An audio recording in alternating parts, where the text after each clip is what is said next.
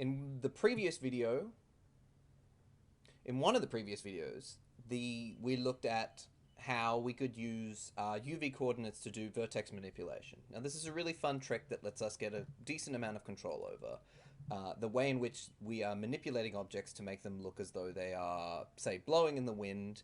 There's a number of different effects that you can do, but what we're going to look now at very briefly is how we can begin to bring in some of the other bits and pieces of information we have to get a greater degree of control over some of our effects. So in this scene, we have our trees blowing in the breeze, but if we bring in, let's say, I've got a model here. This one is a kelp plant that I've just very briefly modeled up. Now, if we want to have this type of plant underwater, we're not going to have quite as rigid structure as these trees, and we want the individual leaves to have a little bit of their own interplay as the water blows past them.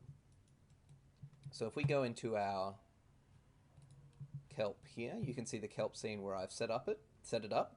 So in here I've made sure that in the vertex structure of it we've broken it down so that there is a number of vertices allowing it to bend. Now you could go higher or lower. I've just very briefly thrown this model together to show it off, but you can see here that we have enough subdivisions that will allow for a decent amount of bending.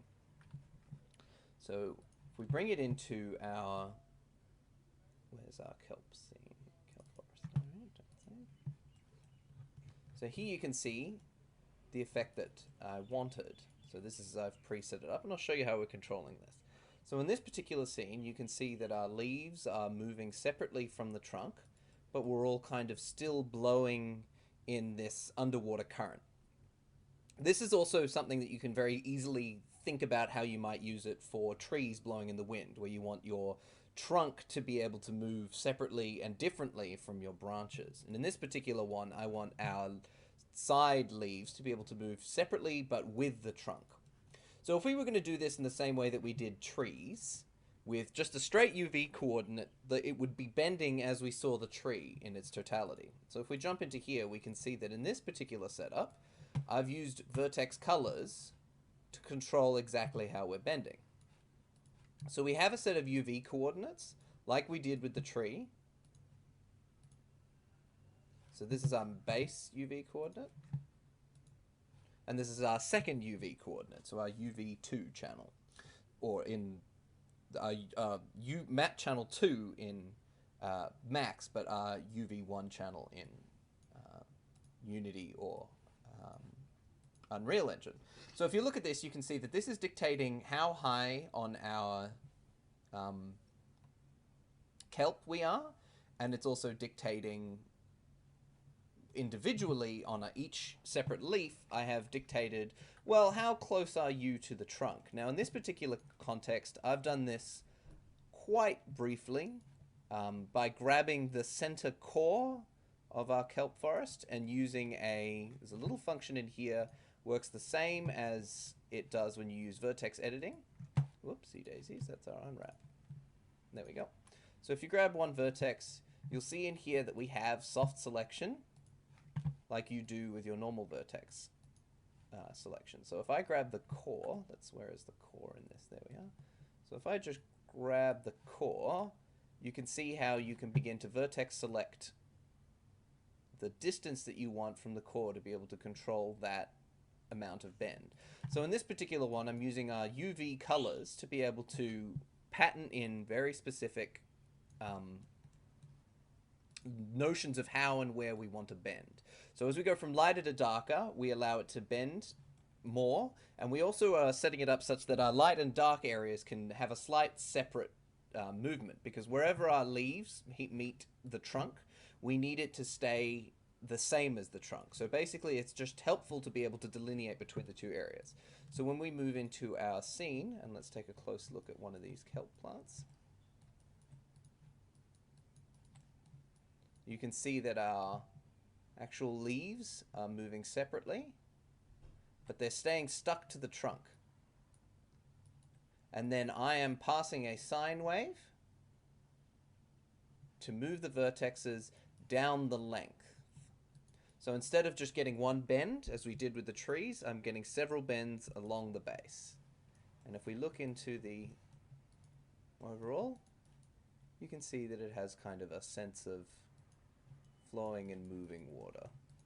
Now you can also do this same technique, and I've just got Sven sitting over here to do other pieces on our character. So we can also do a sense of hair that is also being blown around by the, in this case, the water, or we could blow it around by the wind. And we can also do small and individual pieces of clothing to just help the character feel a little bit more alive.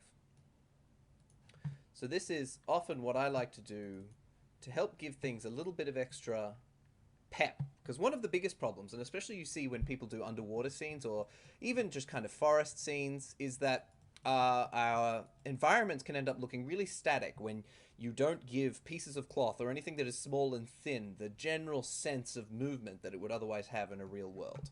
So in this one you can see that it helps us to be able to control and move little bits and pieces.